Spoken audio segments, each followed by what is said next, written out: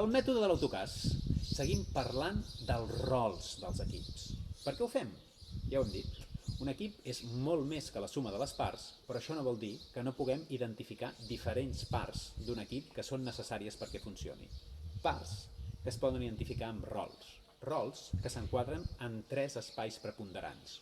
Un d'acció i de resultat, un de coneixement i de saber i un de comunicació i vincle.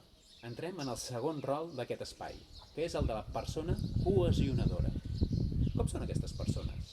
Són persones que cooperen, que saben escoltar, persones diplomàtiques, perceptives.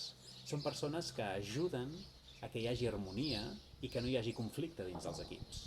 Aquestes són les seves aportacions. Quines poden ser les seves mancances? Les seves mancances poden ser que justament amb aquest esperit de que no hi hagi conflicte estiguin tapant i no deixen que les coses aflorin. Pot ser que siguin persones que els hi costi de prendre decisions, especialment si les decisions són impopulars. Per tant, si les volem ajudar, què hem de fer? D'entrada hem de deixar que elles ajudin els altres.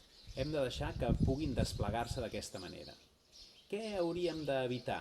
Hauríem d'evitar de deixar que aquestes persones prenguin decisions soles. Per què? Doncs perquè això els hi pot suposar directament angoixa i no és el seu millor espai de desplegament.